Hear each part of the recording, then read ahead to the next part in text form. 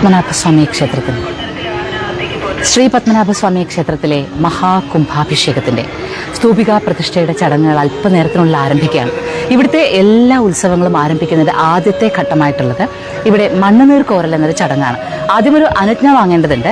അതായത് 8 യോഗം തിരുവമ്പാടി ക്ഷേത്രത്തിൽ പ്രത്യേക ഒരു മണ്ഡപത്തിലിരുന്ന് കാര്യങ്ങൾ തീരുമാനിക്കും. രാജാവിനെ അറിയിക്കുകയും രാജാവ് ഇവരെ അറിയിക്കുകയും രാജാവ് കാര്യങ്ങൾ തീരുമാനിക്കുകയും ഒക്കെ ചെയ്യുന്നത് ഈ 8 യോഗം കൂടുമ്പോഴാണ്. അത് കഴിഞ്ഞ അനുജ്ഞ പുഷ്പാഞ്ജലി സ്വാമിയിൽ നിന്ന് അനുജ്ഞ നേടിക്കഴിഞ്ഞാൽ അടുത്ത മണ്ണുനീർ കോരലാണ്. ഇവിടെ ബ്രഹ്മതീർത്ഥം എന്നറിയപ്പെടുന്ന ഒരു കുളമുണ്ട്. പത്മനാഭസ്വാമി ക്ഷേത്രത്തിന്റെ പടിഞ്ഞാറേ നട വളരെ വിശേഷമാണ്. ഒരുപാട് ആറാട്ടിന്റെ ഒക്കെ പുറത്തേക്ക് എഴുന്നള്ളൽ നടക്കുന്ന ഈ പടിഞ്ഞാറേ നടയിലൂടെയാണ്. ഇപ്പോൾ നമ്മൾ തീവെട്ടിക്ക് അകമ്പടിയോടുകൂടി ആഴാതി എന്നറിയപ്പെടുന്ന ആൾ ഇപ്പോൾ ഒരു സ്വർണ്ണക്കുടം തോളിൽ വെച്ചുകൊണ്ട് പോകുന്ന കാണാം.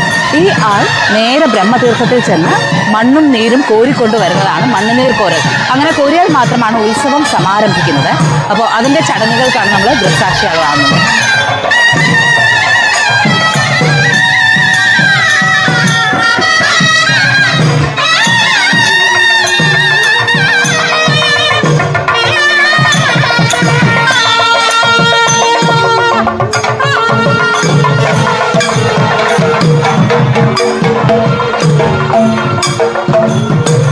സ്വർണ്ണക്കുടം ചുമലിൽ ഏന്തിയിരിക്കുന്ന ആളുടെ സ്ഥാനപ്പേരാണ് ആഴാതി എന്നുള്ളത്.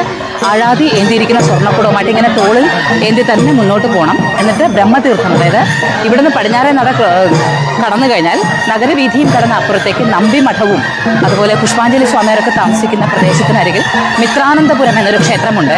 പടിഞ്ഞാറേ നടയുടെ ഒരു വിശേഷം തന്നെയാണ് മിത്രാനന്തപുരം. ബ്രഹ്മാവിഷ്ണു മഹേശ്വരന്മാരുടെ സാന്നിധ്യമുള്ള പ്രദേശമാണ് അവിടെ. ബ്രഹ്മാവിനൊരു ക്ഷേത്രം തിരുവനന്തപുരത്തുണ്ട് എന്നുള്ളത് തന്നെ ഒരു അത്ഭുതമായിരിക്കുമ്പോൾ ഈ ബ്രഹ്മാവ് യാഗം നടത്തുവാനായി ഉണ്ടാക്കിയെടുത്തൊരു പ്രദേശത്ത് പിന്നീട് ജലം നിറഞ്ഞുവെന്നും ആ ജലം ബ്രഹ്മതീർത്ഥം എന്ന പേരിൽ അറിയപ്പെടുകയും ചെയ്യുന്നുണ്ട്. ഈ ബ്രഹ്മതീർത്ഥത്തിലെ നീരും മണ്ണും കോരിയെടുത്താൽ മാത്രമാണ് പത്മനാഭസ്വാമി ക്ഷേത്രത്തിലെ ഉത്സവത്തിന് സമാരംഭമാകുന്നത്. അതുകൊണ്ടാണ് മണ്ണുനീർ കോരൽ എന്ന് ഈ ചടങ്ങ് അറിയപ്പെടുന്നത്. അപ്പോൾ മണ്ണുനീർ കോരുന്നതിന് വേണ്ടിയിട്ടുള്ള ആള്, അദ്ദേഹത്തിന്റെ സ്ഥാനപ്പേര് പറഞ്ഞല്ലോ, ആഴാതി എന്നാണ് അറിയപ്പെടുന്നത്. ആഴാതി ഈ ചുമലിലേന്തിയ സ്വർണ്ണക്കുടവുമായിട്ട് നടക്കുന്ന കാഴ്ചയാണ് നമ്മളിപ്പോൾ കണ്ടുകൊണ്ടിരിക്കുന്നത്. ഇവിടെ നിന്ന് കഷ്ടിച്ചൊരു 1 മിനിറ്റ് 2 മിനിറ്റ് കൊണ്ട് നമ്മൾ ബ്രഹ്മതീർത്ഥത്തിന് അരികിലെത്തും. ബ്രഹ്മതീർത്ഥത്തിന് അരികിലെത്തിക്കഴിഞ്ഞാൽ ഈ സ്വർണ്ണക്കുടം തോളിൽ നിന്ന് എടുക്കാതെ അദ്ദേഹം അവിടെ മുങ്ങണം എന്നാണ്.